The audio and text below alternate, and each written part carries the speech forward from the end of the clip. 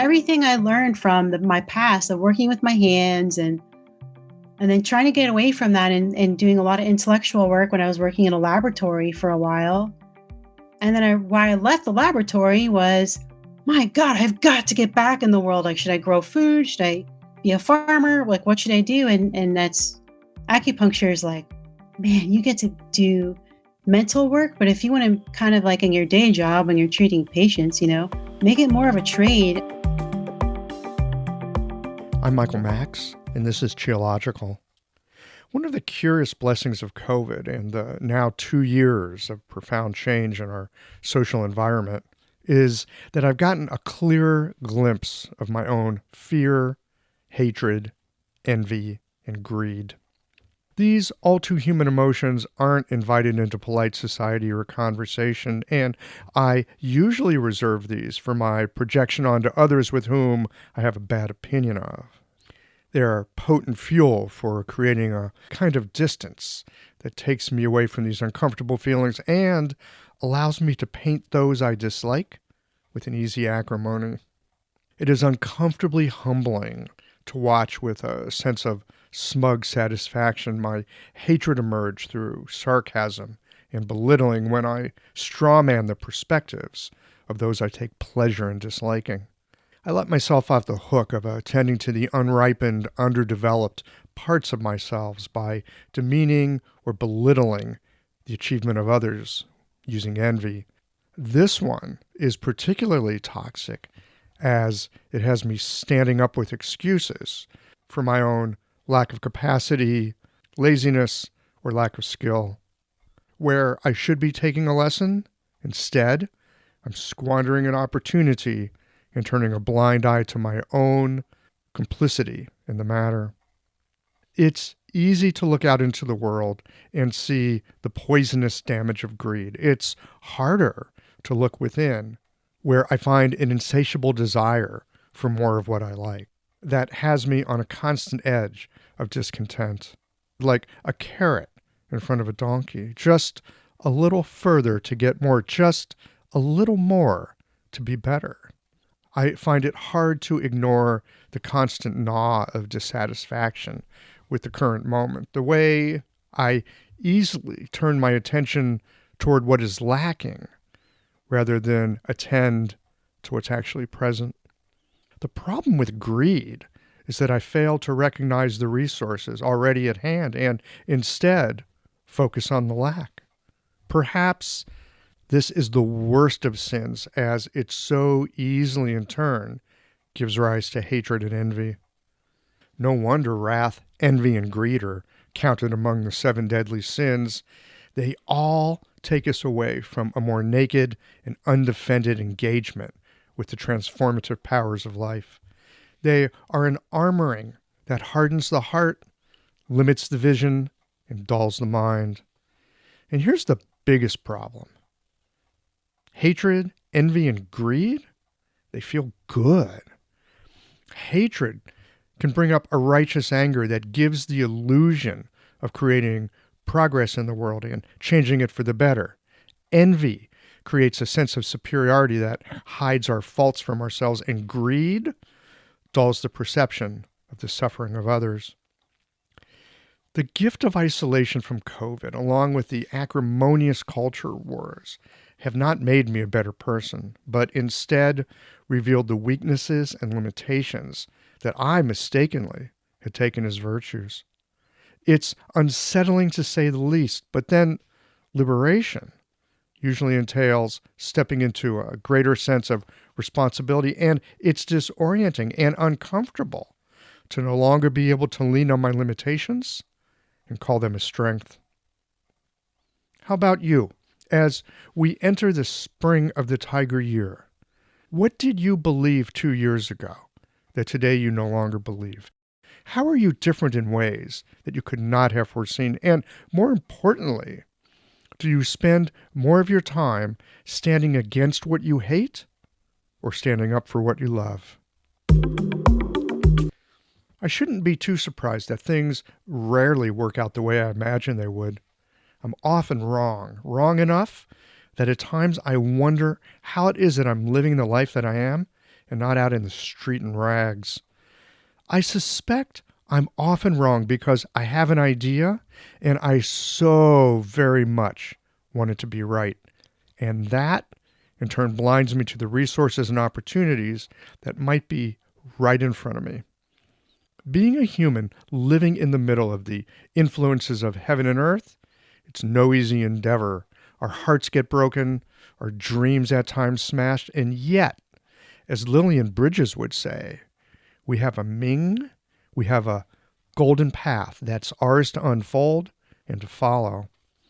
In today's conversation with Jessica Baer, we discuss the circuitous path that brought her to Chinese medicine school, what she is discovering in the process of learning medicine, and how all that might influence her future. Like many of us, medicine was not something that we aspired to, but in time, it caught our attention. I always enjoy hearing about how people came around to Chinese medicine as a second or third career and how their previous experience informs their learning and work as practitioners. I especially love talking to students because even though I like to think of myself as a lifelong learner, that engaged sense of inquiry sometimes takes a back seat to the day-to-day slog of running a business. These conversations come to you through the generous support of our sponsors and members. Blue Poppy, your new one-stop shop, has speedy shipping options on everything that you need for your clinic.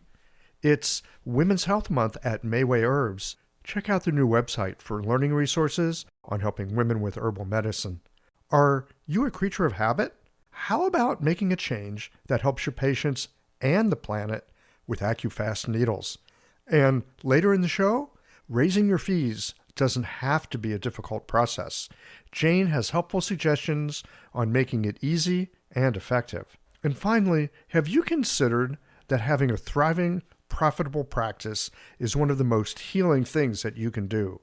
Julie Baer Don't Walk has, and she can help you do something about it too. Do be sure to visit the sponsors page on the Qiological website to take advantage of all the special offers our terrific sponsors have for listeners of the podcast. Picture this. Your clinic is buzzing with patients, and then you realize that you're down to your last box of needles. No need for panic, because Blue Poppy, your one-stop shop for all your acupuncture needs, they ship orders received before 3 p.m. on the same day. With a quick visit to Blue Poppy's website, you can order premium needles, herbal formulas, and that special Dr. Bob's oil that your patients love. Blue Poppy understands practitioners can't keep patients waiting. That's why they strive to get you what you need when you need it. From high-quality Chinese herbs and formulations to acupuncture supplies and clinical essentials, Blue Poppy has served practitioners for nearly 40 years with products that meet the highest of standards. Discover everything Blue Poppy has to offer by visiting www.bluepoppy.com, and don't forget to subscribe to their mailing list for exclusive offers and more.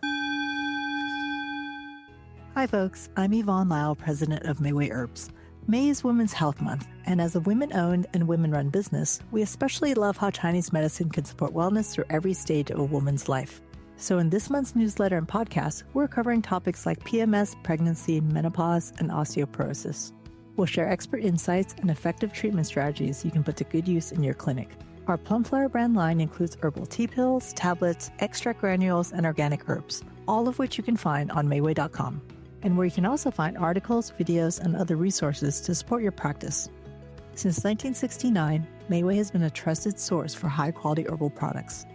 In these challenging times, please know that we remain committed to keeping our products accessible and affordable so you can take care of yourself and your patients. As always, thank you for supporting Real Chinese Medicine.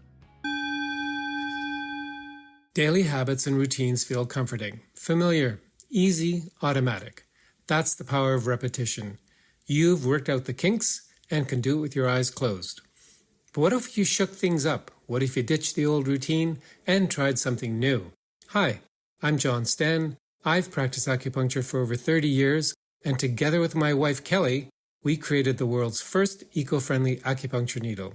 The AccuFast earth-friendly needle system cuts your packaging waste by 60 to 90%, depending upon your needle type, speeds up your needling, gives you more control, and best of all, while you're healing patients, we plant a tree for every 2 boxes your clinic uses. Thousands of acupuncturists have already made the switch. In just the last year, they've helped plant over 16,000 trees. Since we started, that number has grown to over 50,000. So break the routine. Be the change. Visit acufastneedles.com. Your patients and the planet will thank you. I hope you'll enjoy this conversation with Jessica as we talk about the curious roads traveled that bring us to this present moment.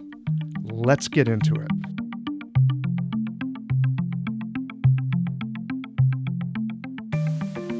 Jessica Baer, welcome to Geological. Thank you so much, Michael Max. Well, I'm the one that should be thanking you. It's been, I think, a couple of months ago, I received in my email, and attached to it was a sound file. And in that sound file was you sending me what normally people would put into an email, but you just decided that you would send me a sound file and just say hello and say some nice things about the podcast. And it was so sweet. I'm a podcast dude. I'm like a pirate radio dude. And to get a little voicegram was really fun. Cool. What inspired you? That's how I roll over the pandemic. When we were locked down at school, like, okay, everyone go home. We're going to do everything online.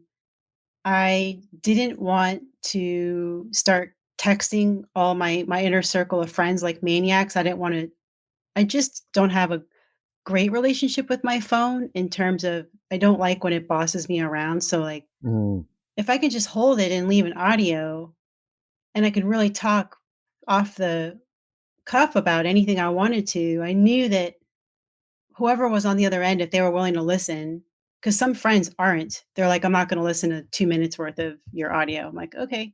But most people, including family, have really liked it because I think that it's more fulfilling. They can hear your voice. They can remember what you look like. They can hear your goofy voice, your laughter, whatever's happening in the moment is there in the audio. I'm a big, big fan of sound and audio. So that's kind of what inspired it. And I listened to one of your podcasts.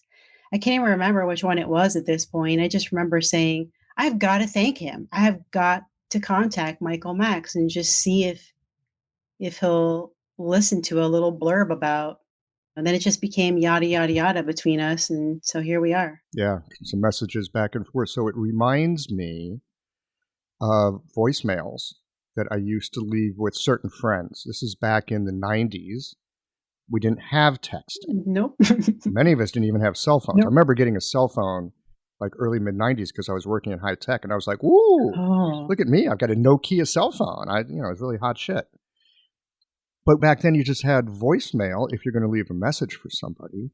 And I had some very creative friends that would just leave hilarious diatribes or just like, "Oh my God, Mr. McKenzie, what is in your mind?" It was really fun. And so receiving that from you reminded me of, oh yeah, this is what friends do. They grab a slice of life, they hear your voice, they hear the expression, they hear whatever's going on in the background. There's a moment of connection that comes through voice you can't get in text. Agreed completely, 100%. Yeah, so that was really sweet. And that led to us like wanting to sit down, let's actually have a conversation synchronous instead of asynchronous. Right on. Yeah. So you're in acupuncture school. I'm in my 4th year. Holy moly. And it's not your first career. No. You look at a quilt and you see all the mismatched weird color textures and then somehow at a distance it's like an impressionist painting. Somehow it kind of looks pretty. You don't want to go up close and look at all the loving work that went into it, but somehow it makes sense as a tapestry. Do you know what I mean? Yes, absolutely. There is, from a distance, it hangs together. That's my life. And up close, it's a kind of a clusterfuck. Oh, I went to college and then I got a job and then I did this thing and then I advanced and went. It is not like that. No. I went to college and dropped out. Yeah, and I didn't even start college right after high school. I moved out. I needed to run away. Uh-huh. Where did you run from and where did you run to? Yeah, so I was living in this town about an hour north of Philly in the Lehigh Valley. It's a beautiful place, actually. It's not small anymore. And I would say pretty rural. My step family, who's my family for a long, long time, had a farm. And so many of my days, summers and just my life was wrapped around hunting season and then obtaining the kill and then cleaning it and then growing vegetables and preparing those vegetables. And it was a very kind of a rugged. Anyway, by the time I graduated high school, I was an okay student. I definitely did a lot better in high school than junior high, but the school district I went to, I was very fortunate. It was a very good school district. It was just because the way the cookie crumbled with the Mm. district lines, but I went to like one of the best school districts in the country from what we were told with ratings and all that crap. And here you are, you're a farm girl. Oh yeah. You're an actual like shit on your boots farm girl. Yeah. Yeah. And I was really lucky to go to this school, but 99.9% of the students were prepared to go to college. Their parents Mm. did all the things, mine didn't. And anyway, I left. I went to the city right outside of our community to just get an apartment, start working, and then I got involved in music. Not because I'm a musician, but I got involved with music really quickly in a very like I'm not going to make a living from it, but it just became my life for about 10 years. I'm not making a living, but it became my life. Oh yeah. So there's the thread that of passion that weaves your quilt together, huh? I think so. Mm. Audio, like my dad's side was a jazz musician until the day he died and I did radio commercials with him when I was 5. Like that was the earliest I was recording my voice for radio and watching him play at jazz clubs as a very, very small child. Not a seedy place. It was pretty safe, pretty white. I mean, in terms of very sterile. Mm. There weren't a lot of cigars, and it was just very safe because of the community that he played to generally. Anyway, I grew up with sound, grew up with music, and so going into music, I worked at a record store for a really long time, and then I DJ'd as a volunteer at our local radio station. I amassed a huge record collection over time, not as big as some of my friends, but a huge record collection. And then I got involved with taking pictures for record labels and live bands that came through. I mean, that really was my life for a really long time. What year is this? What years are these? 91 through 2000, basically. Mm-hmm. And then I relocated, eventually went to college. Yes. What got you involved in acupuncture school? I'd love to be able to say it was a treatment that changed my life, but my story's kind of weird. Mm. I did go to acupuncture for some health challenges I was having that were fairly serious, involving a sense organ. And I went and tried acupuncture because I had already been to a couple physicians and they all gave me a pretty bleak prognosis. And quite honestly, Michael, it freaked me out Mm-hmm. because my livelihood depended, it was my eyes. Yeah, you're a photographer. What are you going to do without your eyes? I wasn't photographing at that time. Mm. I was working here in Texas at a military research center doing scientific research. Ugh, weird story. But anyway, that was another 10-year stint. Anyway, I really needed my eyes for my job, and I had this weird eye thing, and so I went to acupuncture because I didn't have success with traditional modality. I mean, I went to a research university with eye specialists and everything. It was really, like, kinda stressful and crazy. Went to acupuncture, and a renowned clinic down here had no success at all. But what I do remember very distinctly was feeling really good Hmm. after my appointments. And so I transitioned to a community acupuncture place just to get acupuncture. And I ended up volunteering there as well. And I'll pause there because that's just kind of a big chunk. Because then years later, I ended up enrolling in acupuncture school, despite the fact that it didn't help me with the problem that I was seeking a solution for. But it did something else. It was something else that got your attention with it. Completely. Yeah. I found out I'm very needle friendly and not needle sensitive, really, but Mm. woo, I was already a yogi of multi decades by the time I tried acupuncture. So I already was familiar with other ways of thinking about energy, I guess you'd say. Hmm. They didn't call it chi, they call it prana in yoga, Ayurvedic science. So I already knew something was up with that. I already knew that I watched animals die before my eyes, and I also had volunteered at hospice for a little while. I saw people die before my eyes too, and I just knew when you're on the table, the needles are playing with that energy, not the energy of death. I don't mean it like that, No, but no, no, no, no. But what I hear you saying, that essential vitality Mhm. that is in living things, Mm, you have personal experience with it, right? Growing up on the farm, hunting, slaughtering critters, mhm. harvesting vegetables, we often talk about Chinese medicine as being part of the cycle of life and the cycle of nature, and isn't that beautiful? It's poetic. It's also dirty and bloody and gross, Oh, yeah. That's not pretty at all. the whole thing. And so you knew that stuff in your bones. I mean, Mhm. it's not an idea for you. It's not a concept. It's an actual embodied experience. So that when you experience a needle or you're working with a needle and you're with somebody and you're present with them, something in you attunes to it. Oh, man. Michael, I can't wait to get out and practice. I know that's a lot easier said than done, but I'm really looking forward because this is the first time I've done something in a sustained fashion. Like you're in the clinic, you're going to the clinic all the time. Anyone comes to the door, you don't know what you're getting. You can't select your patients. And I knew this was a really good decision for me because once I started putting my putting a needle in a person and then being on my feet and running around and trying to cross T's and dot I's while I'm trying to like tune in with somebody in that shift, that literal shift with the at the clinic, I had gained energy when I left, which is not how I feel after our 3-hour classes or the intellectual component, which is what I thought I'd be really into because I love books. I'm a bookworm. I learned that way because that's what was afforded me as a kid.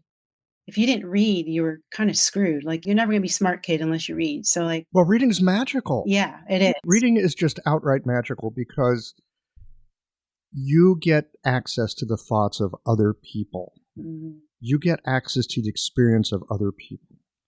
I don't know how anyone can go through this life without reading, because reading forces, probably because of my age, I'm dating myself here.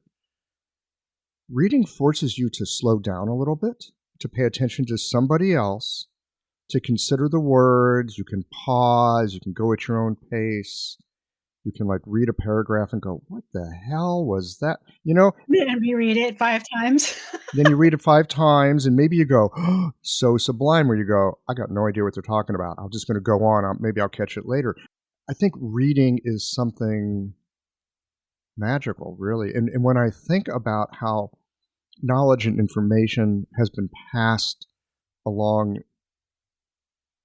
in culture, it's through art, Mm. it's through the written word. All great cultures have had writing, and they've chronicled the good stuff. They passed it down. Especially our medicine that I'm studying. Whoa. Mm-hmm.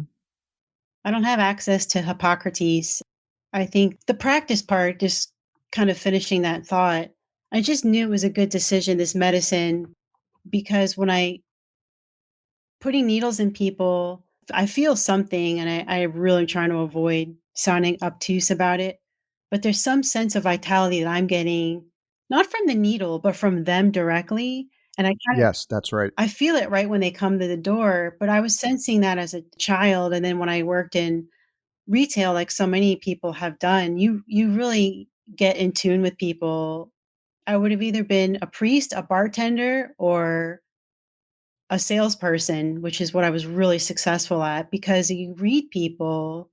It's not the same as, "Oh, I got your number. I have you figured out." It was just energetically knowing how to shift myself so this person can lower their guard as soon as possible. I would say if anyone that's the only magical power I have, I think, and it's that one. I want to come back to that in a moment. Sure. I just want to stick a pin in it right now Yeah. because I want to circle back to something you said about being in clinic. Mm. And you're doing the needles and your attention is focused in a certain way, and then you're doing all the cross the T's and dot the I's, and that takes a different part of your attention. But what you said is at the end of the day, you had more energy. I do. Okay. I think this is really important because it's easy to be depleted in this line of work, especially if we're constantly giving. Right. And many of us think we need to give a hell of a lot or we're not doing our job. We end up exhausted. Mhm. One of the things that I have learned over the years, this is experience painfully gained by screwing myself up, Mhm. was putting out more energy than I was receiving back. Now, I'm not saying that patients need to sustain me and I need to pull energy from them. I'm not saying that. But what I am saying is that when there is a balance and a flow of the qi going equally in both directions, and that includes the money that we receive for our services. That includes the respect that we give our patients and they give to us. There's a lot of things that go into that exchange. When the exchange is there, we are nourished. And again, I'm not saying we should try to get that from our patients, but we can use it as a kind of a barometer Oh, right on. to know if we're being leaky or if we got good boundaries. Obviously, when I'm in clinic, I work with other interns, and I could kinda watch the drainage happening. Like, there's some people that are just getting really drained and drained and drained and drained, and I see myself in them when I was working what I call full contact retail. I mean, it was just like 400 to 700 people. I know, barging through that door every day in a single not chain, really nice photography store, only one of its kind in the whole country that I'm aware of. I went through that, giving, over giving, not getting what I needed from that transaction in order to carry on to the next transaction. And we were all depleted. And I see that in my intern peers, some of them, and some of them I see that they kind of get it. They kind of get like, I should do the 80/20 as I remember we were talking about. Mm. But I also hear a lot of getting into clinic directly with school.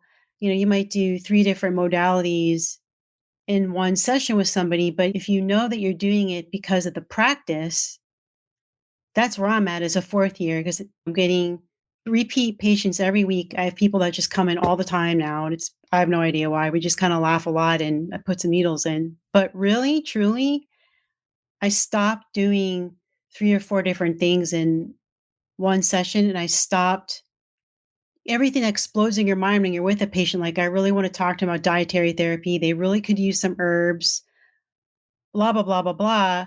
And now I can feel myself getting drained just thinking that way because I'm like, there's a human being in front of me and I haven't even put a needle in yet.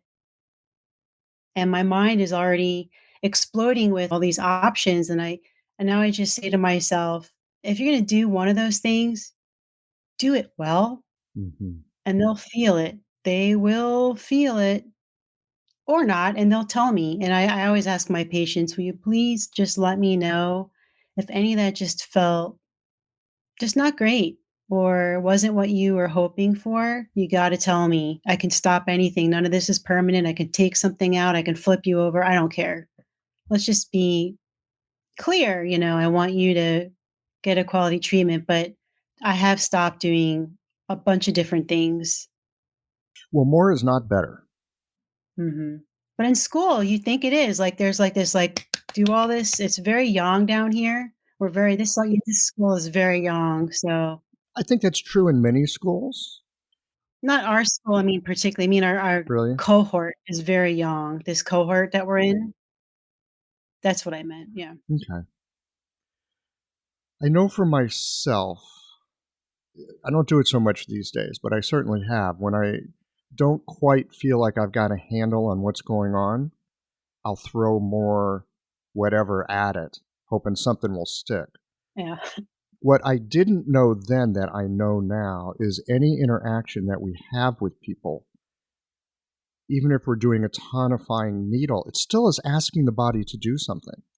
It's not that it's taking something away. Maybe you could say it's taking something. Maybe it is, right. Maybe it is. It's asking the body to do something. So if you're asking the body to do too many things, the body at some point is going to go, all right, like, what do you want me to do? You've given me 6 different messages. I mean, think about relationships you've had where you get mixed signals from someone. Sure. Like, what am I supposed to believe? You really love me, or you've got your back turned to me? And Michael, this has been a theme I've been hearing you talk about a lot, and at a naivete completely. May I ask you a question about that? yeah. So, why is it that this is again my impression as a student? I have not been out, I haven't been to China. Like, why is it seems like with certain styles of acupuncture, 30 needles at one time is just the norm? This episode is brought to you by Jane, the clinic management software that honestly just makes running a practice easier. Let's dive into something that's never easy, but sometimes necessary: raising your fees. It can feel awkward, right? But here's a tip that can really help. Consider offering flexibility to your patients as you introduce the change. When patients face new fees, it's natural for them to feel uncertain or concerned. That's where flexibility can really make a difference. Offering options like a phased increase, suggesting a payment plan, or even taking a moment to talk things through can help to ease the transition. These thoughtful gestures show your patients that you're listening and care about them, which strengthens the trust you've worked so hard to build. If you're looking for more ideas on how to navigate these kinds of changes, head to frontdesk.jane.app and check out the article, How to Tell Clients You're Raising Your Fees. One last thing, if you're ready to give Jane a try, you can use the code CHEOLOGICAL for a 1-month grace period on your new Jane account. Okay, so I think it has to do with the style of acupuncture. For example, some Japanese styles of acupuncture. I studied a bit of that when I was in school, and that's what they do. That's the way they work. They're very thin needles, and they're super shallow, if they even insert it at all. Right. And within the rubric of how they're working and how they're attending to the body and the pulse and the luster in the face and the feel of the moisture on the skin, they're tracking things as they go. And that's how that method works. Now, if you take that and go, well, they use 30 needles and I'm going to use this other thing and I'll just use 30 needles there too, you can't take a method. I've heard people tell me this, and I believe it's true at this point. You can't take a method and like try to shoehorn it into something else. Right. You have to take that method. You have to learn that method. You have to know how that method works from the inside. And after you understand how it works and you kind of grok the essence of it, you might be able to take aspects of it and attach it to something else that you understand very well. But you can only do that after you understand it well. Your grandfather, the jazz musician, he couldn't get up and just play notes willy-nilly. He had to know where to put the damn notes. Oh, sure. Right? And he had to know the tempo and the beat and the feeling in the room and everything else that was going on. Sure. I mean, it just seems to be the zeitgeist at our school that maybe it's the region where many of our teachers came from. We have some I feel like they're pretty esteemed teachers. When I read their bio, I was like, geez, that's a lot of school.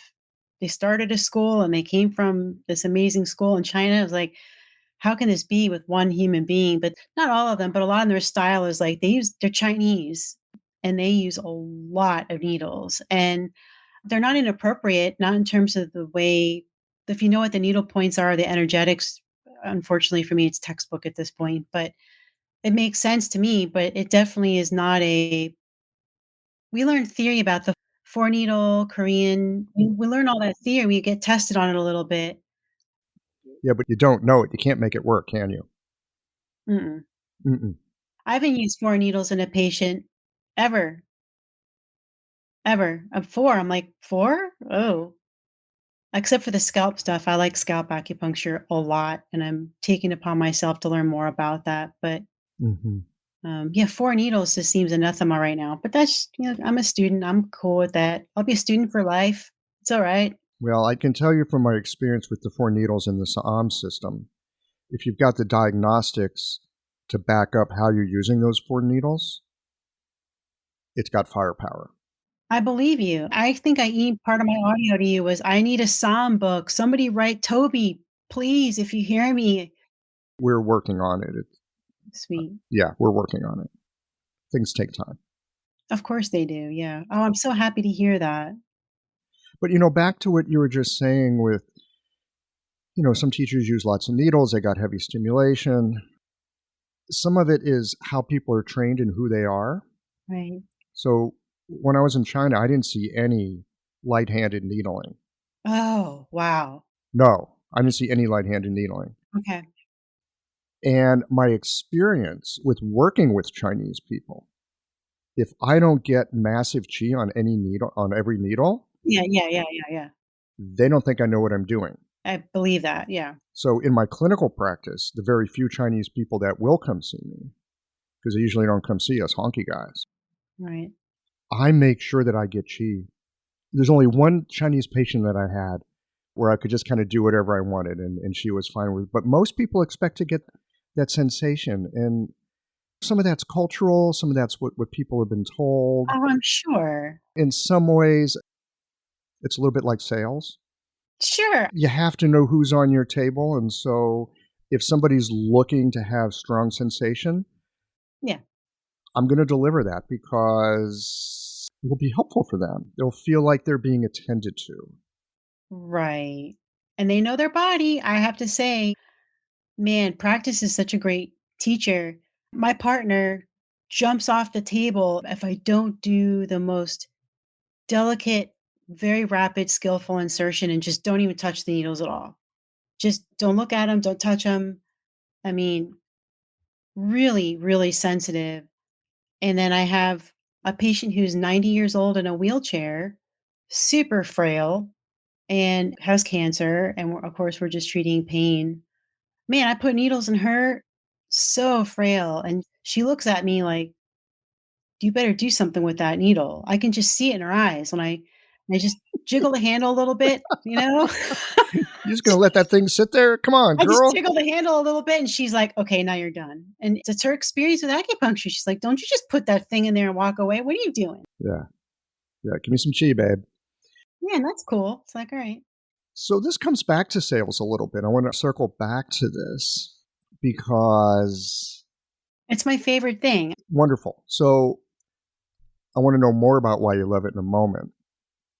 I have had bad opinions about sales for a long time, even though my father made his living as a salesman. That's right. He did. He did. My dad made a good living as a salesman, and I wish I had his chutzpah, but I don't.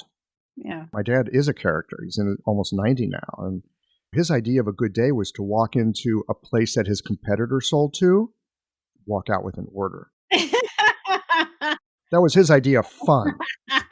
I'd be like, oh my God, what if they say no to me? When he was like, yeah, right, you're going to try to say no. No, not happening. No one's saying no to me. I should talk to him more about sales, actually, now that I'm thinking about it. Anyway, one of the things that I find happening for me in clinic a lot is I feel like I have to help sell people on themselves. That's pretty heavy, man. That they're constantly negotiating against themselves, that they have these bad opinions about themselves, or there's this trait that they have, there's something essential about them, and they're on bad terms with it. I look at it and go, that's a superpower. How do you know that? Give me an example. So there's a person that I saw works at a nonprofit, runs the nonprofit, doing good things for the earth. We'll just leave it at that. Very dedicated, loves their work, and good at it. They're smart, right? This is really, really smart person and dedicated. And in some ways frustrated because they didn't have the relationship that they wanted. The person that they were actually attracted to was already in a relationship, and all kinds of different things like that. And at one point, something kind of clicks, and I say to this person, well, you get to use your intellect, you get to use your passion, you've got this job that lets you be the person you want to be, doing good work in the world, and you have this relationship that doesn't tax you and ask too much of you so that you can do the thing that you love to do. Don't you just have the perfect life? Uh-oh. I can't believe I said that, but I said that. I'm projecting there a little bit. And this person's eyes got wide and they looked at me like, how dare you? And then said, that's right, I do. I didn't see it. This is perfect. I don't want someone full time. Dinner dates would be fine.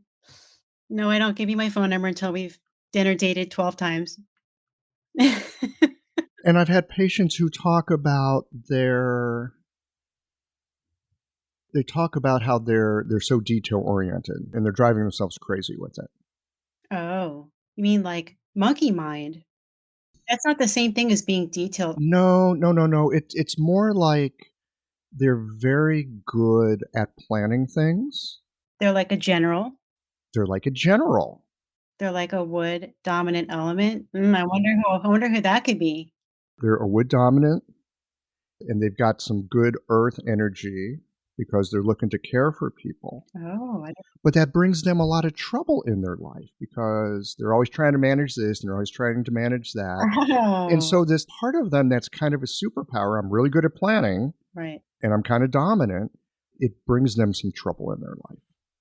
Oh boy, I'm going there, Michael. It sounds like female syndrome, like nurturing, all the messages we get from being female from a very young age is like we have to constantly we're tuned into everyone around us. And this is obviously a generalization, but it's quite obvious to me as a female and having grown up in a almost unconventional, my mother's very unconventional, but even still, she has those conventions and expectations upon her unconsciously. But I think it goes back to that practice you were talking about in your clinic experience of give someone your really good 20, 30% and just see how that works. Because if you try to be something or be everything to one person in that sales relationship or in the clinical relationship or in your spousal relationship, you just lose yourself. I mean, the big buzzword these days is boundaries, but those are not hard and fixed. So if you just give, and give and give and give and give, like, well, you're filling a hole, I guess. I mean, I don't want to get into deep psychology with this stuff, but I find that informs my life. Like, okay, what are my motives here? You have to step back and ask yourself that. You got to be able to check in with your energy. That's a really powerful question. How do you feel about yourself when you're doing this? Or how do you don't think about it. I tell one of my friends, stop thinking so much and start feeling how you feel when you're doing the thing that you're talking about. Like, how do you feel? Do you feel like you need to take a nap? Do you feel like you're energized? Or do you get tired of hearing yourself analyzing like crazy all the time? But you were talking about your patient who, you brought up this general topic in the beginning of this kind of story arc here. The patient says something about themselves. And that example you gave of the lady or the individual who gets all the stuff done and has a really great life, but she didn't see it or they didn't see it. What did that person say that you thought was that they were beating up on themselves or saying bad stuff about themselves. Is that what you were trying to talk about? Yeah, so what I was saying is that often people have a superpower Oh, and they have a bad opinion of their superpower, or that someone in their family that is close to them has a bad opinion of their superpower. And so they have a bad opinion of their superpower. I'm just going to leave it at this. I'm going to invite all of you listening right now, and Jessica, you can do this when you go into clinic. Just keep it as a question. Just watch for it, listen for it yeah. when you're with people. That when they're going on about something that they're really upset about or they don't like it, you'll hear them talking smack about a certain part of themselves. Oh, yeah. Ask if that might be their superpower. Is there actually something in there that's very, very right about this, but they don't see it? There's a strength that they have, but they don't see it as a strength. They see it as some kind of a deficit. Yeah. I don't know. I think that's very important. It's kind of an adept thing. Like, how adept are you at? I don't know. This is all very interesting, Michael. It's like in the realm of the imagination, like how drilled down and how much have you kind of quashed your imagination and kind of diluted your whole life experience and instead are way too focused on the cultural kind of neuroses at the moment about like I'm this and I'm that and that's just the way I am or that's the way my family is or that's how my mom was and that's how and I hear that all the time. I hear it all the time. But I think as human beings, we've had those conversations with ourselves forever anyway. There's nothing new in the times. And you were saying something earlier about you got friends and they're trying to think this through. And you were saying, well, what are you feeling? Just Yeah. notice what you feel when that happens. So I just want to say about this superpower thing, and you were asking me for examples. It's a little bit hard to grab one because when I'm working with people, I'm not thinking when I'm noticing their superpower. It's just something that I notice. I feel it. There's a quality in the room. You're spontaneous too. It's a gut sense that I get, and I will test it out with them because I want to make sure this is really true and not just me making shit up. I've got a great imagination. Right on.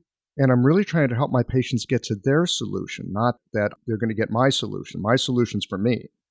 My job is to get them their solution. And if I can listen closely enough, find out, well, first of all, what's their problem? What might be a solution? People have their own damn solutions. They often have to be listened into it. That makes sense to me from a multi, but the things that you don't like to, I'm going to turn it on ourselves. Like if your closest loved one told you, you really should, or you could consider doing X, Y, and Z, maybe that would be better for you. And you're like, like you have an automatic, like, I don't want to hear it response.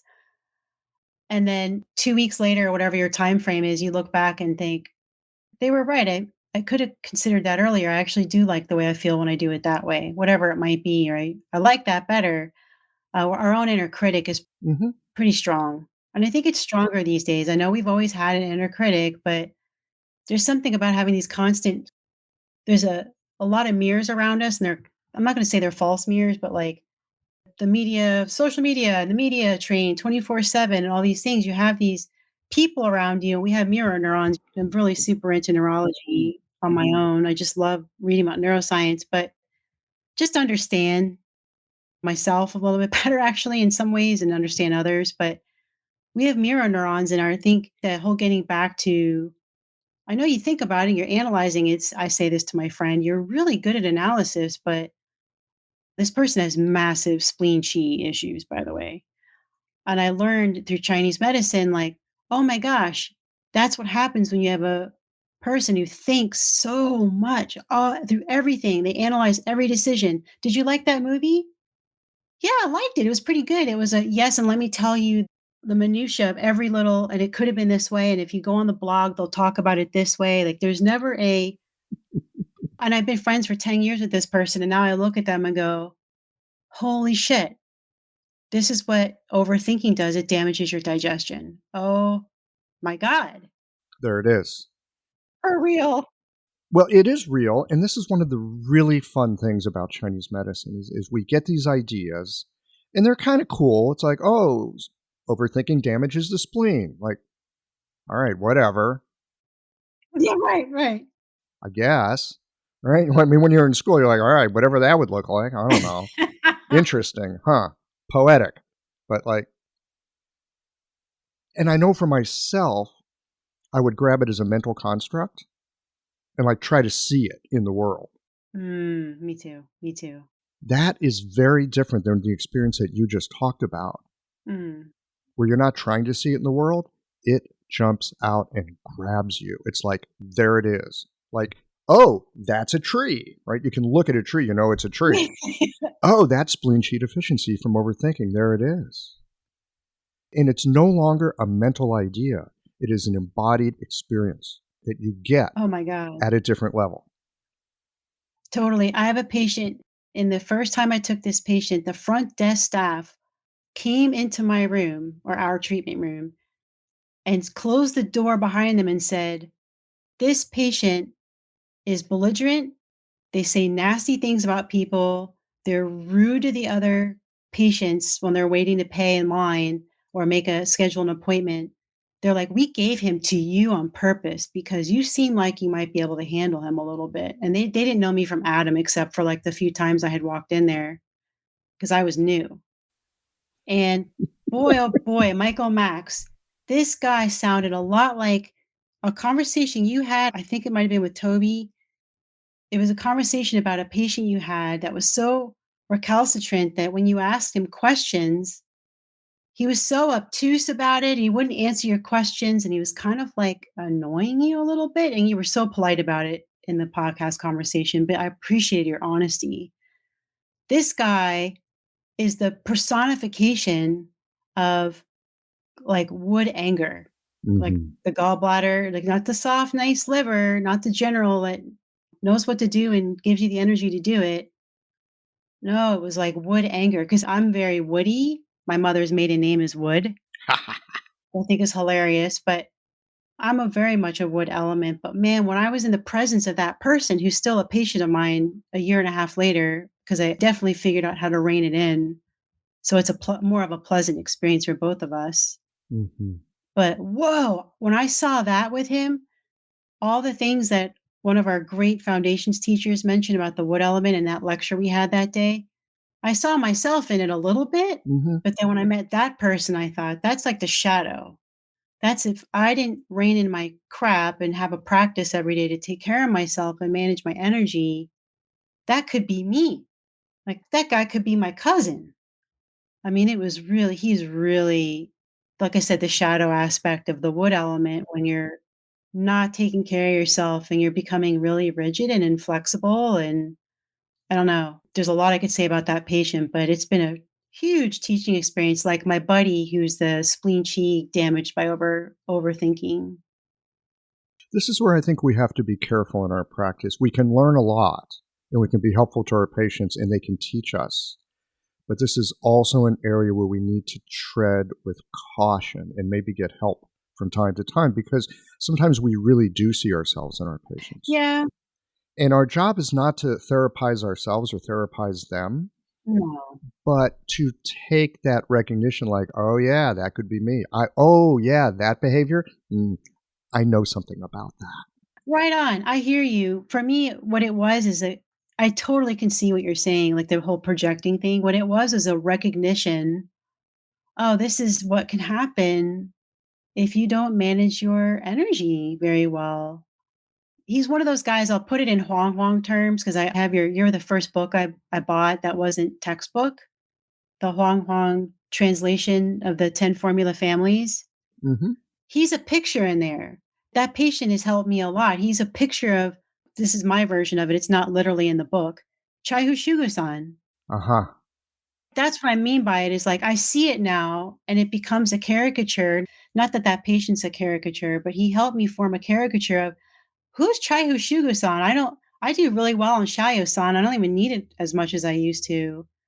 But Chaihu Shugo-san, when I read the ingredients, I was like, I can't take that. That's not for me. But then when I met him after about 5 or 6 sessions, I'm like, this would be the perfect formula. My teacher was like, yeah, they probably would benefit maybe for a couple weeks of this formula.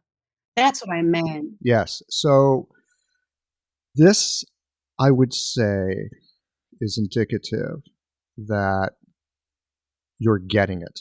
The medicine is getting into you. Oh. Okay? It's getting into you. I think we grow into it, and I think it grows into us.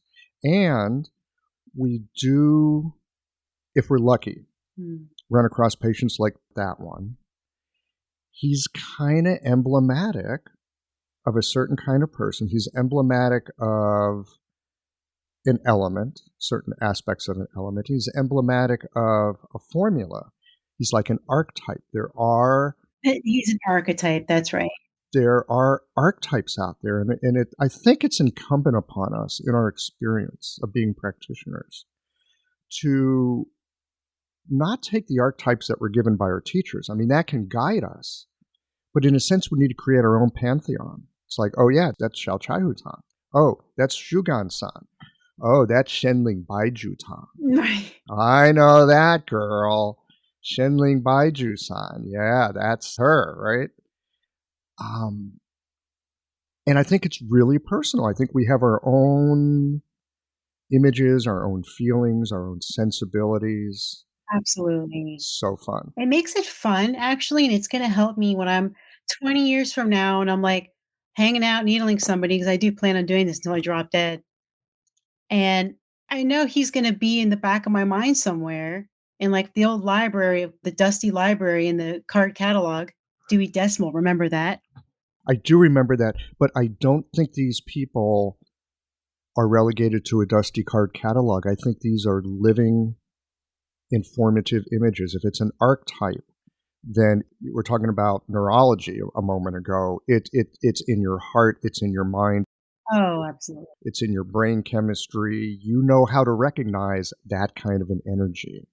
Right on. And serve, right? Yeah. I mean, the greatest lesson with this guy was they set me up. Like the front desk set me up like, this guy's crazy. He's a maniac. He swears, which doesn't scare me at all. That wasn't what scared me. It was the image they created.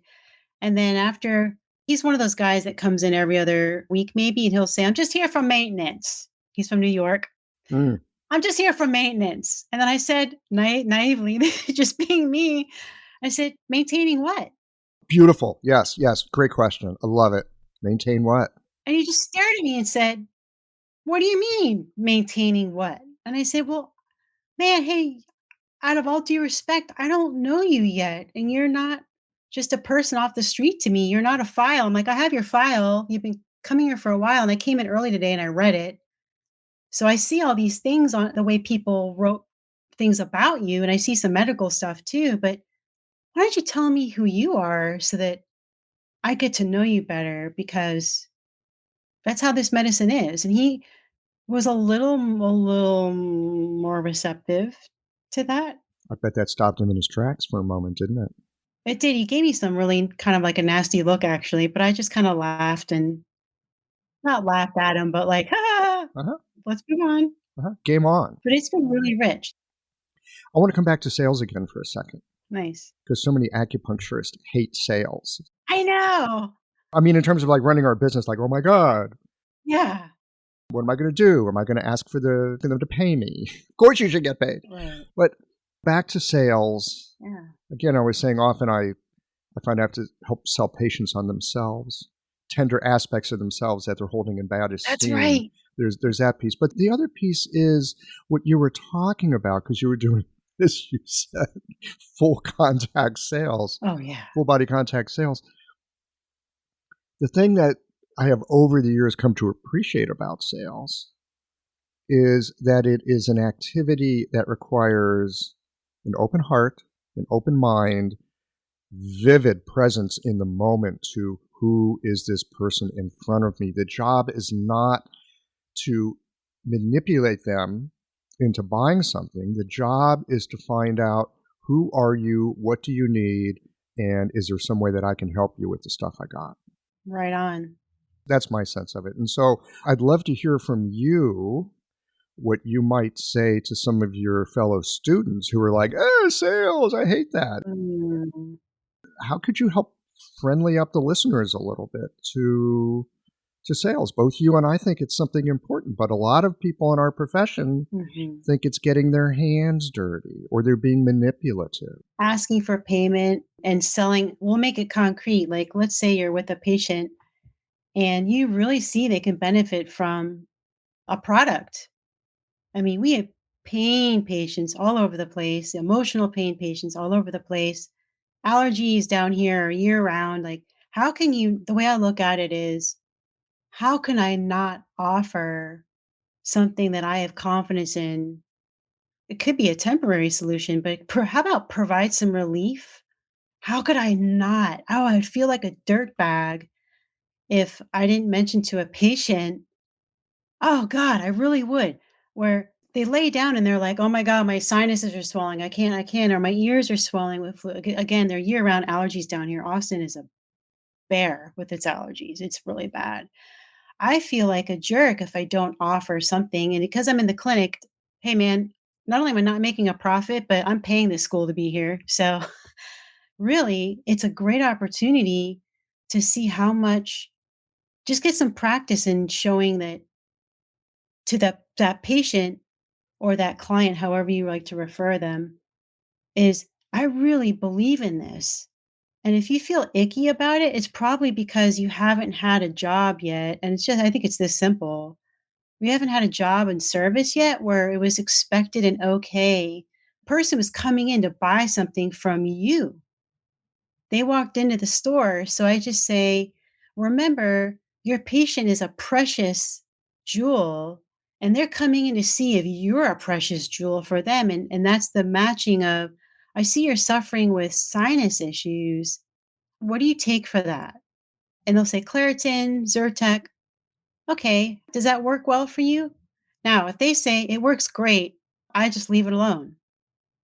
If they say I get dry mouthed and my eyes get really dry, I just let them know, hey, there's kind of like a Claritin version of that we have here by this company. They sell very, very high quality, beautiful herbs, but you can literally pop them like a Claritin once a day or twice a day and just see if it helps with your allergies and it won't dry your mouth out. It shouldn't dry your mouth out. If it does, you got to let me know.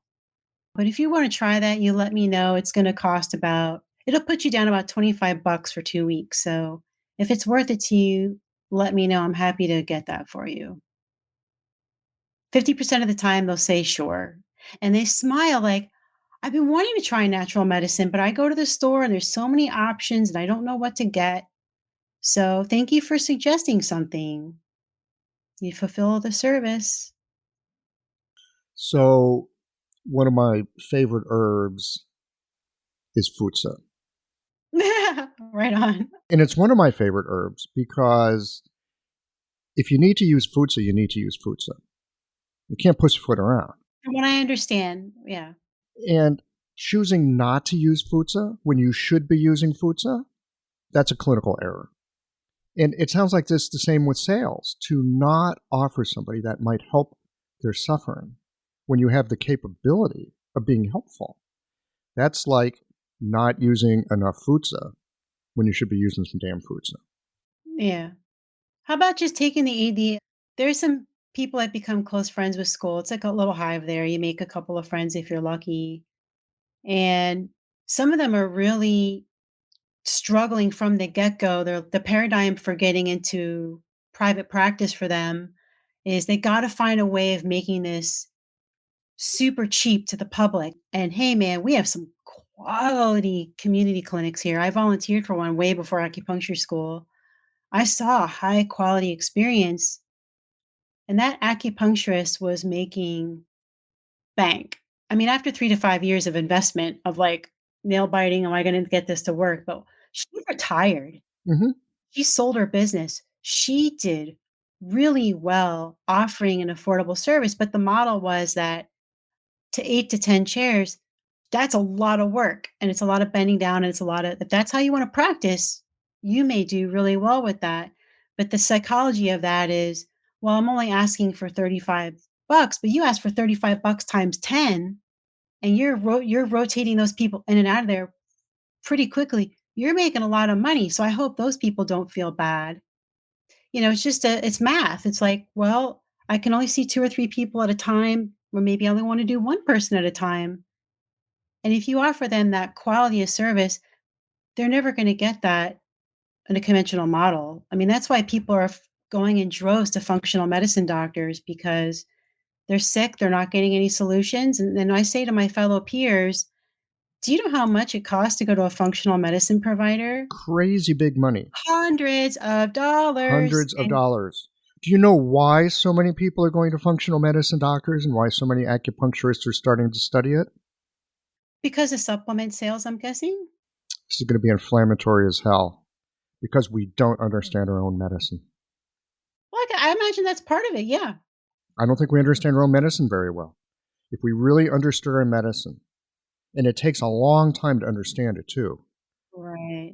It's like, why would you go to 4 years of school, try making as a practitioner for a few years, Right. and they're like, I'm going to go to this other whole school and do this other thing. In our discussion that we had with some messages back and forth, we were talking about challenges of the profession Oh, yeah. and challenges of being a student, challenges of being a practitioner. And one of the things that I found about Chinese medicine is that, number one, it can do amazing things, but it takes a long damn time. That's the frustrating part, to be honest. It is frustrating. Because I got to charge people and have confidence that I'm at least giving them a modicum of acceptable service and have them like it enough that they're willing to do referrals. You know what I mean? So there's not many kinds of things in medicine where I'm going to pay a lot of money and not really sure that my knee surgery, my hip surgery, I mean, it's fraught, right? It's fraught. Having a thriving, profitable practice is one of the most healing things you can do as a healthcare practitioner. Because a robust business is the ultimate expression of vital qi. And that's the heart of our medicine. I'm Julie Baer, and I help practitioners grow nourishing, profitable, authentic businesses that embody the generative cycle of Chinese medicine. This isn't about all yang all the time. It's about expanding your own internal capacity, growing collaborative relationships with your patients for ethical patient retention, and marketing as an extension of this medicine, not a necessary evil. You already know that everything is connected in your patients' lives and bodies. The same is true for your business.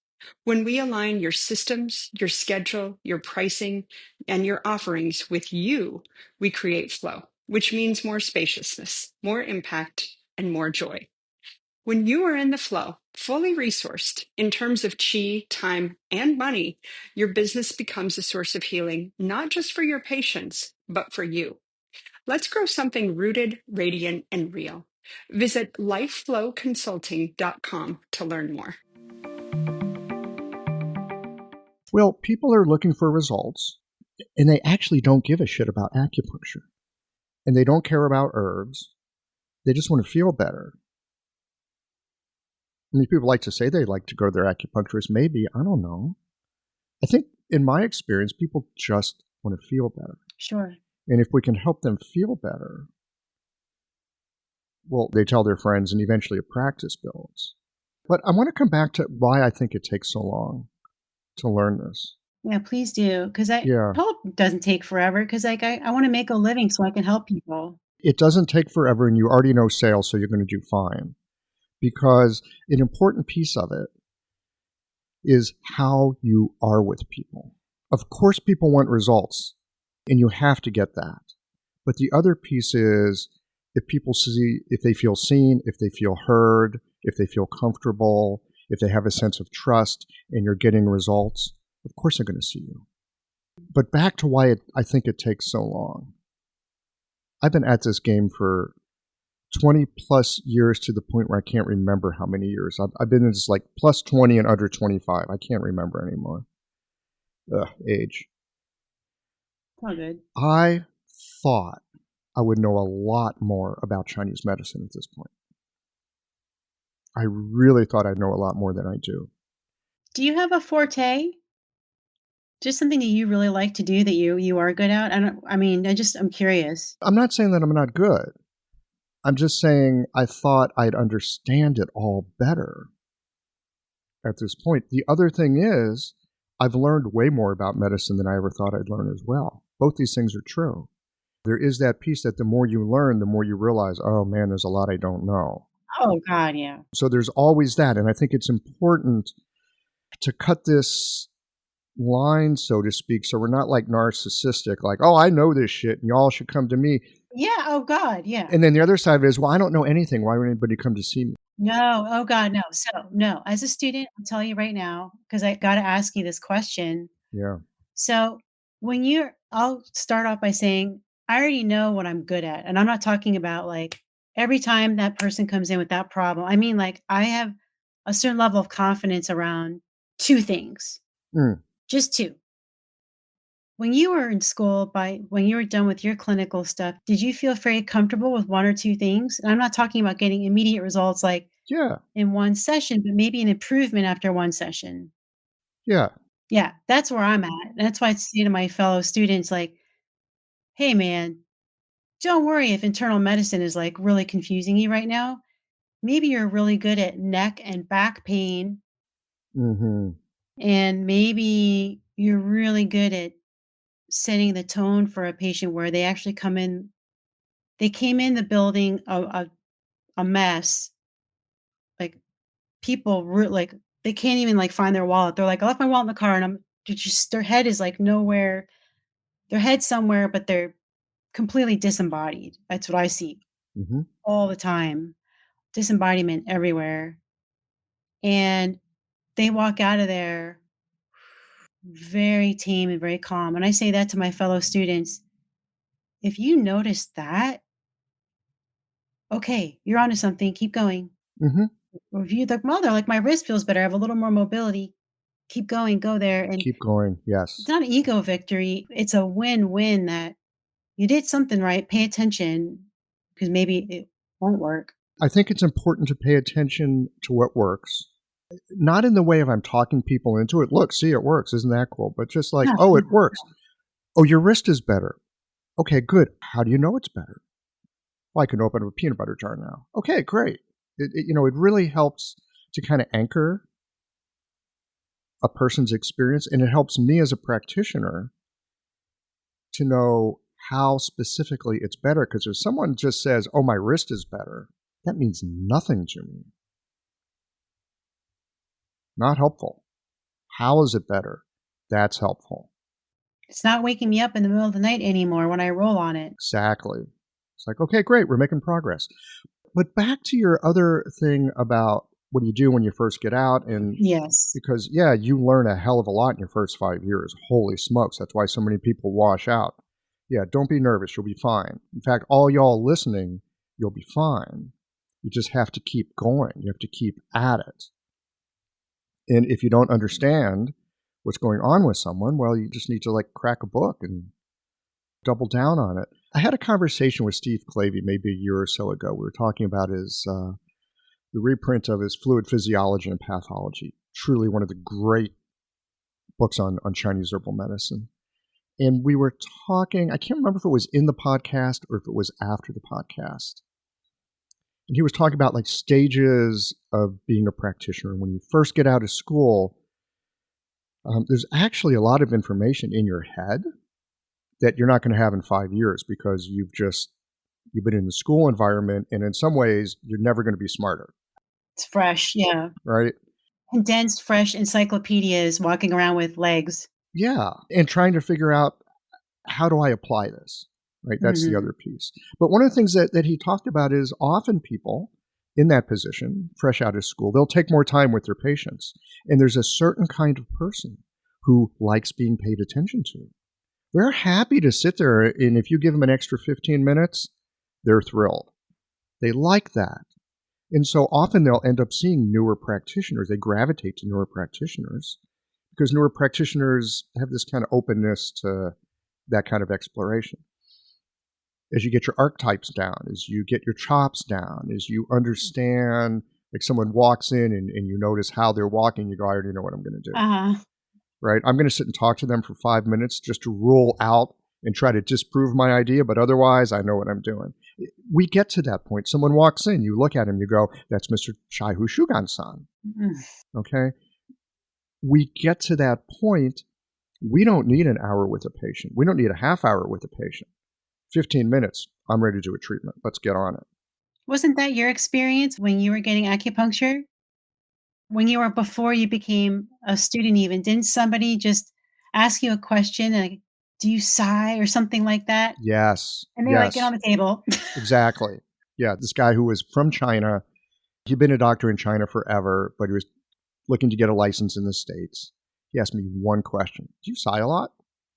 Yes, I do. Oh, okay. And he just sat back while the other student asked me another, 20.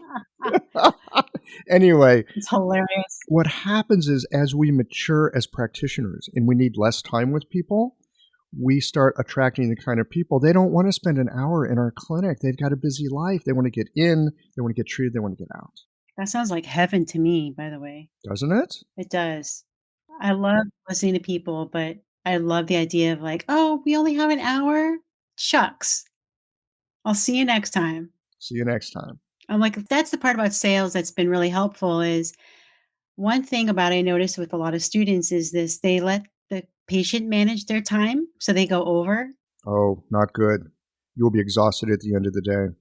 First term, I did it with 1 or 2 patients, and after that, I immediately, like, got caught to it, like, "Oh, okay, wait, I'm letting them run the show instead of me running the show," and that that's just for respect. That's respect of the next patient, and it's respect for your teacher, it's respect for the front desk staff, so So tell me how you run the show. What do you do?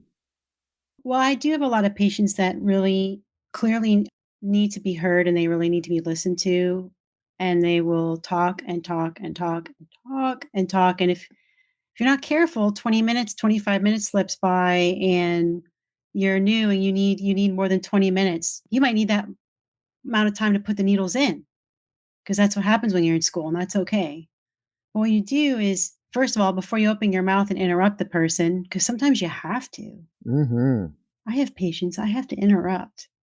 And I was brought up like, you don't interrupt people. That's rude. Well, if I don't actively get involved there, because that's part of active listening, man, I'm going to be really uptight. My stomach's going to be in knots, or I'll get a headache, or my mind will be somewhere else because I'm like, oh my God, this person, crazy. So what I do is I don't know if this is taboo to you, Michael, but I use my hands a lot. Mm. I will reach over unless I've gotten some weird spidey sense that this is, like, really not a good idea, but that's, like, a 1 out of a million for me. I'll just place my hand on their forearm and say, "I'm so glad you came in today. Do you mind if I take your tongue and pulse?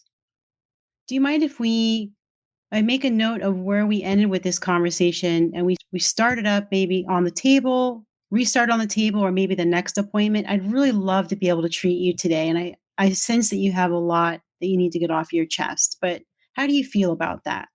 And most of the time, they just apologize, or they might look a little injured, and I'll say, "Let's just get you on the table then, and then you can continue." Mm-hmm. Mm-hmm. And then what happened was after about 3 months of that, then it just turned into being able to detect that right out of the gate. They're talking in the hallway before I even get into the treatment room with them, because I go greet them and I bring them in. They're already, like, talking, and I'm like, "Whoa, let's hold this private information here. Let's talk about this in the treatment room." I get them in there, they sit down, they're not talking like, "Hey, hey, Jessica, how are you?" It's like, "Hey, Jessica, how are you?" Da, da, da, da, da, da, da, da, da. So it starts, and now I feel very comfortable just saying, "This sounds great. Can I just pause for a minute? I wanna get you on the table." And that might involve, like, the gown and blah, blah, blah, all that stuff, but I say, "Do you mind if we pause a moment? I just wanna get you on the table, then you can continue." Because what happens is after about a minute where I put in certain needles in those people, it's nothing magical, it's something that I just learned in school, like, just put in these needles. Yeah, they calm down, or 50% of the time, they fall asleep, which is, an indication to me as a practitioner that this person is burning the candle a little too close, the wick too close to the candle. Maybe they're a little bit yin deficient with some floating yang or something, or that kind of thing. I'll end up noting it like this person has a hard time tempering their conversation. It's not a judgment. It's just like Observation. It could be loneliness. It could be they're caffeinated. This whole town is over caffeinated and it drives me batshit, to be honest with you. There's just way too much caffeine going on in Austin. It's worshipped. Caffeine is a worshipped thing next to alcohol here. So it's like, I just noticed that it's okay to step in and politely assert yourself. And you just got to remind them, like, I am really here for you, but I'd love to get you on the table. Then we'll continue the conversation. And then you can kind of take charge with the needles. Is I love it. that okay? I wouldn't ask him if it was okay. I would just No, for you. I mean, I'm asking you for your feedback. Like, does that sound sensible to you? To me, it's sensible. totally sensible. And I love the piece in particular. You kind of pause, you reach over, you touch their forearm. Yeah. That kind of a slight interrupt and that kind of a going from talking to sensing, Yes.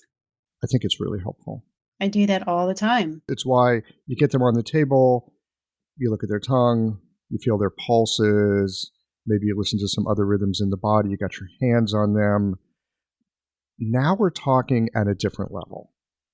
Which is my favorite level to be at. There you go. Once they get on the table, I'm a happy girl. I'm like, oh, pulses, yes. You know, one of the things I'm taking from this conversation, Jessica, is that difference between the mentation and the mental aspect, which I happen to love. I do. But what's really helpful to me in clinic more than anything is that sensing, feeling piece. Again, using some caution to make sure I'm not projecting something or making things up. Checking in all the time. Using it as a sense organ. Yes. It doesn't tire me out the same way that mental work does. Right on. That's good. Really important. I think one of them is yin and one of them is yang. And I think the receptive part, well, anyway, it just feeds your essence so that you got some energy at the end of the day. Do we all want a little more energy, right? Well, and I'm thinking too what you said earlier in the conversation, that you could have a clinical day and walk away with more energy. I'm going to guess that happens sometimes for practitioners. And I'm going to guess that it's like a work day. Mm-hmm. How many work days have you had before Chinese medicine school? You'll learn, like, even if you really like your job, there's some days you're like, "Phew, I don't know what happened there, but I'm glad that day is over." And it's okay, reflect, Mm-hmm. have a cup of tea or eat a good meal, and like the Buddhists say, crap it out the next day and move on. Come back at it again the next time.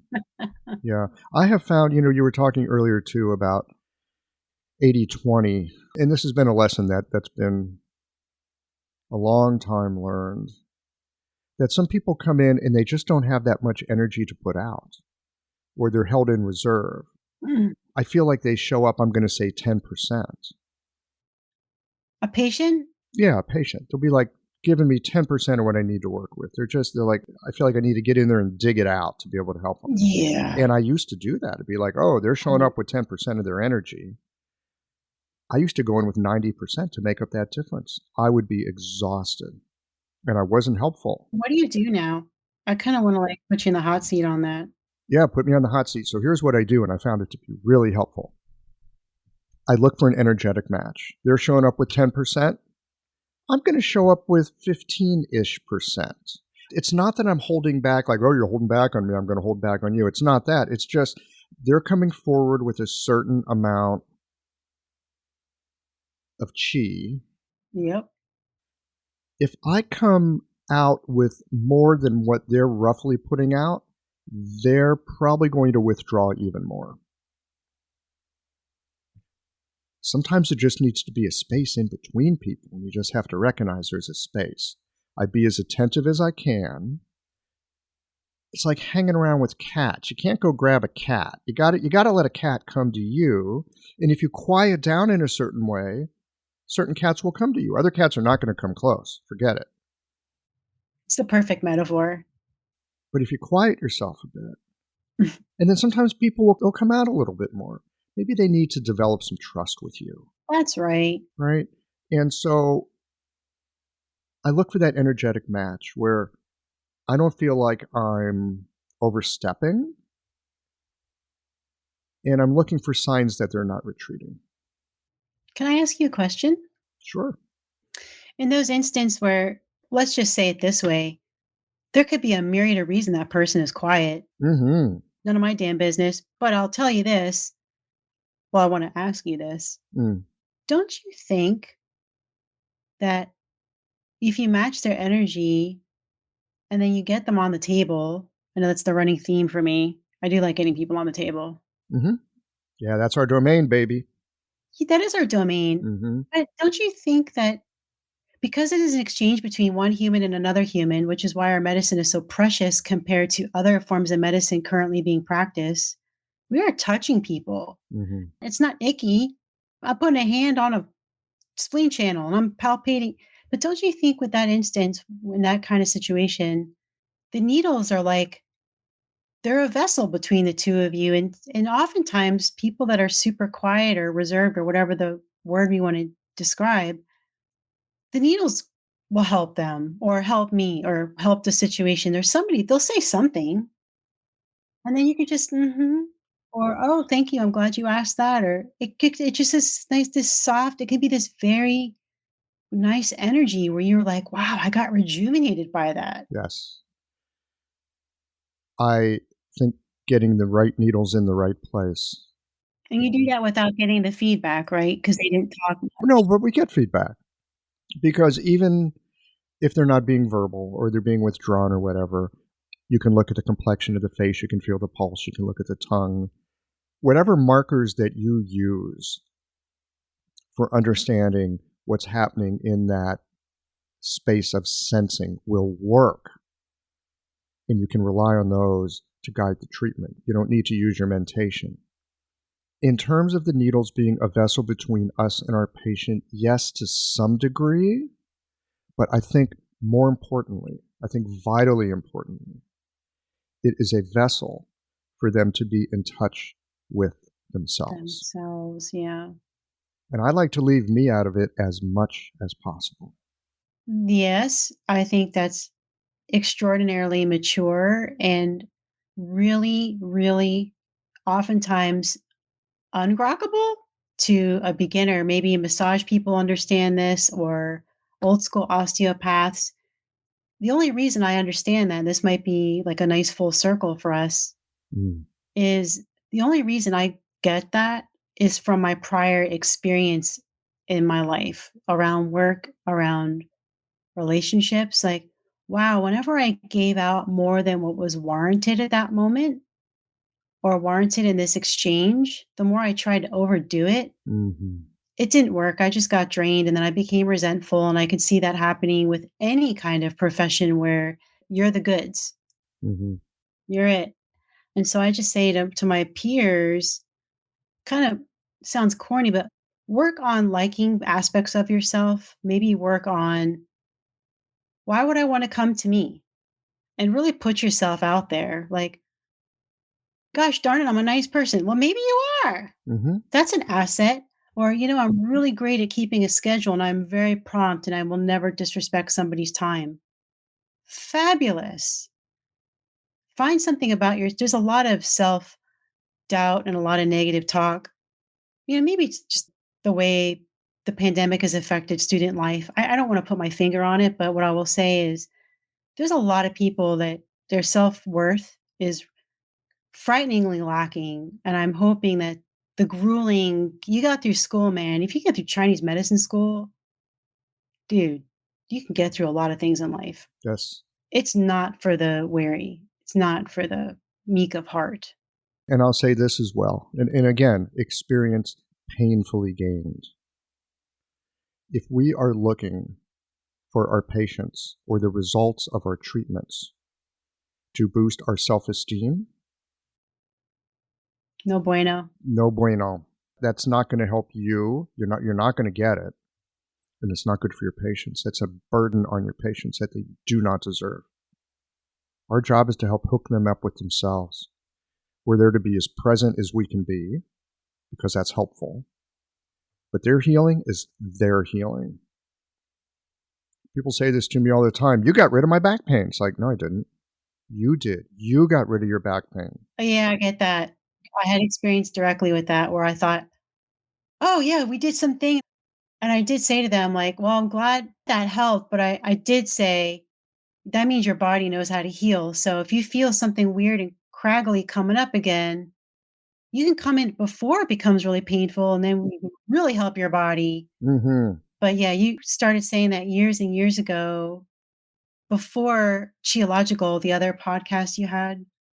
I was listening to that too. Oh my God, you've been listening for a long time. Yeah, I think maybe I started before school. And anyway, to your point, a student really needs to ask themselves, like, what do I really like about myself? And don't worry, it's not an ego question. It's like, you really need to like certain parts of yourself so that you don't censor or you're not ashamed of it or something like your quirkiness. Maybe you're really quirky and funny. Things are so freaking serious right now, Michael. I just have to say, school is so serious. My peers are so serious. There's so much drama. And I love when I walk past a room, a treatment room, and I hear some giggling or laughing going on with between a patient and an intern. And I think, oh, they're going to do fine. Hmm. Maybe. But I just think, oh, it's so nice to just, if that's a part of you and you like to laugh, and I'm overly serious at times and I'm learning, man, laughter really works and it's good medicine and it can really break up a awkward interaction that's going on with the patient. Appropriate laughter, and you got to kind of have a little life experience to understand what that means. But you're never laughing at somebody who's in pain, but something comes up and it just feels a little weird and you said something and maybe you tripped over your words, just laugh if you feel comfortable laughing. And yeah, just learn to look at yourself and see that you're worth it. As a practitioner, you're worth that X amount of dollars in your session. Like you're a person doing something. You're a mechanic. I kind of take a I'm a tradesmith with this work. Tradesmith. I love that word. I'm one day I would become a journeyman, but I'm a tradesmith. Ah, I love it. I'm totally stealing that. Dude, I'm taking everything I learned from my past of working with my hands and then trying to get away from that and doing a lot of intellectual work when I was working in a laboratory for a while. And then why I left the laboratory was, my God, I've got to get back in the world. Like, should I grow food? Should I be a farmer? Like, what should I do? And that's acupuncture is like, man, you get to do mental work, but if you want to kind of like in your day job when you're treating patients, make it more of a trade. I think, and then at the fireside at night with the cup of tea, if you're that kind of person, then do all the reading and the case studies and la la la la la. That's how I kind of see myself, my future elder practitioner person, tradesman by day, reader at night, for me personally. And you'll get to be an elderly practitioner as a tradesmith. Nice. I like that. I have been noodling on this idea of trying to be a good journeyman or journeywoman. I like the word tradesmith better. I like that even better. Yeah, tradesmith is great. I have found there is a sort of fetishization that we have of, I'm using air quotes here, the masters, and we're supposed to be like masters. Yeah.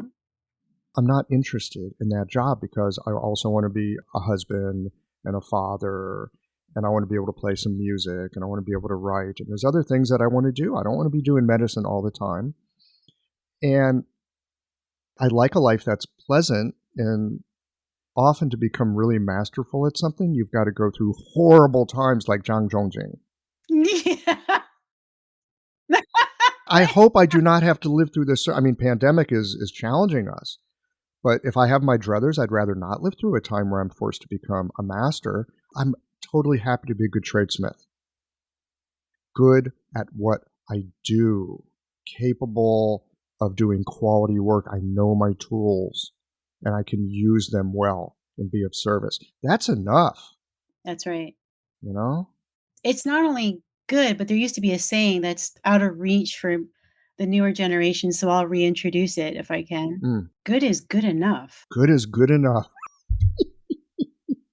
That's not a slag on, like, trying to be exceptional, but may I remind all the snowflakes out there, we're all exceptional, but we're all snowflakes, like, good if you just I don't even like when I hear people say, "You gotta put in as long as you just do your best," and I think, Have you ever woken up every day and felt the same? I haven't. I don't feel my best every day. So you're getting back to that 10%, 20%.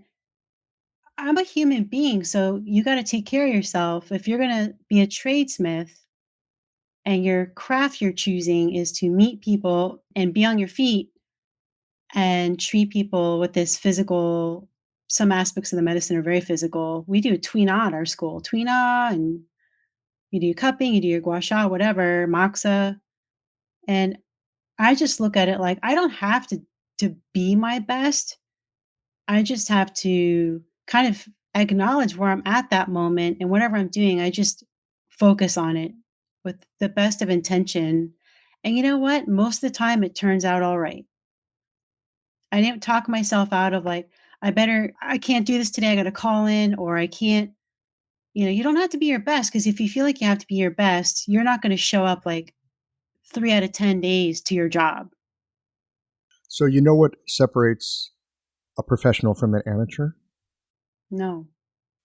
Professional shows up every day. Amateurs show up when they feel like it. Mm-hmm. Show up. Show up, do the work, and good is good enough. And you know what? Some days your good is going to be different than the good of other days. There's days where you can't do wrong. It's just like, man. We're like, whoa, this medicine works. Woohoo. And then there's days where I'm going to do the best I can and do no harm. I'm going to make sure I get every single needle out of that person so they don't walk out of here with a needle in their skull. That's a good accomplishment for today. It's helpful. Just kidding. Yeah, no, it's true. I mean, there are days where I think, okay, the idea, what I need to do today is meet my patients, do the best I can with what I got, and the tank's a little empty. Yeah. And I can't phone this in. I can't say, hey, I'm just not up for it. So you can't do that. You're the pro. You got to do what you can with what you got. I mean, this leads into a whole other discussion, and maybe we can have that another time. Sure. Of what it means to be a professional, what it means to be a pro. There's, do you know who Steve Pressfield is? No. You familiar with Steve Pressfield? Oh, so Steve Pressfield wrote a fantastic book called The War of Art. Not the art of war. Nice. The War of Art. Wait, you mentioned this in a podcast. Of course, I've mentioned it all kinds of times. I've mentioned it many times because it's my favoriteest book. Ah, Whenever I'm not quite sure where to turn, I just open it up and read it. that sounds like a good recommendation for... War of Art is helpful. But the other one, since we're talking about being a professional and we're talking about being a tradesmith, he wrote another one very similar called Do the Work. Do the work. And I think all y'all listening out there will find that helpful. Work is a place of refuge, It can be a place of refuge when you're not at your best. That's what I've come to learn. Well, work is a place of refuge, and work is a sacred space. For both of us. Well, I'm sure there's plenty more we can talk about, but I think we're going to have to do it another day. Sure. I mean, yeah, I know. We can just chat forever.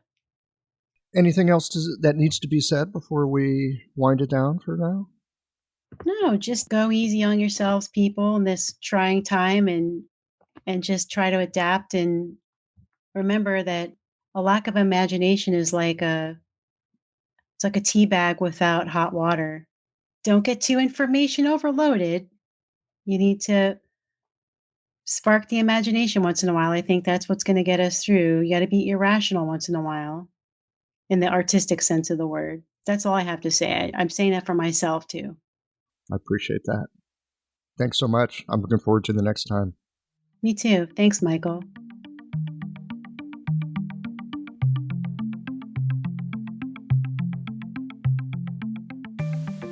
One of the things that came up in this conversation that I think is particularly pertinent to this moment is how we assess and use our energy. If we are putting out more than bringing in, especially in relationship to other people.